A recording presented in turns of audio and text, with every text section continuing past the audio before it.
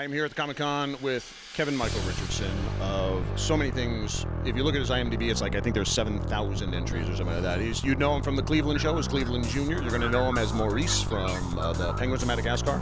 And you're going to know him as Panthro from the upcoming Thundercats, which I know all of you are ridiculously excited about. So I'm here to talk to him about his career and what's coming up next. So Kevin, thank you for doing this. You're very welcome. Thanks for having me. I'd like to start way back. I know you were born in the Bronx. So does that make you a Yankees fan? Believe it or not, yeah. See, I was born in New York, and I'm a Mets fan, so we don't need. The interview's over. I'm sorry. No. Both actually. But Yankees, I'm a Yankees man. All right, I'll let it go. You were born there. You're allowed. You're allowed. So I read that you'd gone to Syracuse, and you did a lot of stage work. In fact, you worked with John Houseman, which I'm a big theater fan, and I was really excited by that. So your background is very classically trained? Yes. I studied theater, the Stanislavski, the method at Syracuse University. It was weird. I was 17 years old when Mr. Houseman, I guess, narrated about me, noticed me. It was a program for the National Foundation for Advancement in the Arts Recognition Talent Search. It was a nationwide talent search for students across the state, across the Union Nation.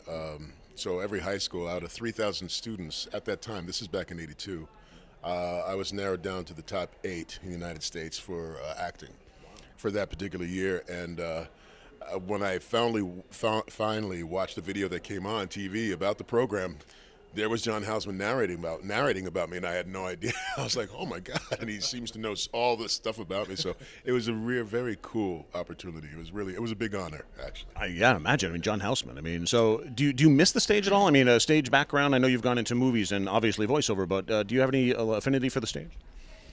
Excuse me. Yeah. You know what? Now that you mentioned it, I just saw Anna Devere Smith from Nurse Jackie do her one-woman show at the Broad Stage. It was called Let Me Down Easy, and she was phenomenal to watch. And I just watching her, I had a flashback of all the the shows I used to do back in the day, 8 shows a week, and like all the work and preparation. And I just watched her do this one-woman show for like almost 2 hours straight, and all I could think about was all that dialogue and just going, oh my God, God bless her. So yeah, you know what?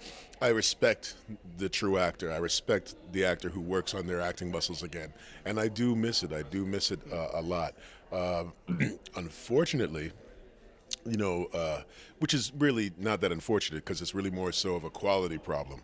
Voiceover and on camera has picked up, quite considerably. Yeah. So I'm just so grateful for that. So, but I will say this: never say never.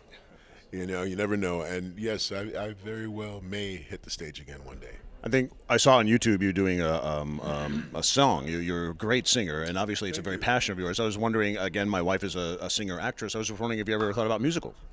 You know what? Now that you mention it, I've always thought about Little Shop of Horrors. I always wanted to play the plant. I always wanted to play Audrey. I've sang it for songs and auditions that worked out nicely. So. You know what? I don't know. I have no idea, but I never thought about it. And a musical sounds like it would be a lot of fun. It would be a lot of fun. Yeah. Well, let's get to your voiceover work. One of the questions that came to my mind when I looked you up on Cleveland, the Cleveland show, you play Cleveland Jr. You have this amazing voice, which you are well known for, and yet on the Cleveland show, you do sort of a high, squeaky voice. And I'm thinking, was that your choice? Was that their choice? And why would they cast you if they wanted somebody who had this high, squeaky voice? Yeah, originally I was cast as Lester Crinklesack, the neighbor, the racist neighbor, the closet racist neighbor, and so they had no idea. I guess I had no idea that I'd try to read for the role of Junior. Nobody thought about it. I guess they were looking at women and different other people, a bunch of other people, and so after I was cast as Lester, I guess I don't know. Somebody must have said, "Why don't we give him a try?" So Seth and Mike Henry and Rich Appel brought me in to read, and 20 minutes later, about a half hour later, I ended up getting the role. My idea when they showed me the picture of him was completely different from what I thought. I thought he should sound completely different from how he sounds now. And as soon as I came out with that voice, they were like, no, that's not it. And I was like, okay. That makes sense. And so they said, try. Mike Henry was like, Seth actually said, think of Cleveland as a 14-year-old. And I go, okay. So I incorporated what he would sound like at 14 with the character that I did on the first season of ER, which was Patrick. and Patrick had a football helmet. He was mentally challenged, and he'd run around the hospital. And I remember taking a bit of that sound and mixing it with the what I thought Cleveland would sound like as a 14-year-old, and that's how we came up with this. Hi, Daddy, you know, and it just worked out. So, yeah. But trust me, they have me play the deep voice guys too. They'll throw them at me and stuff. So.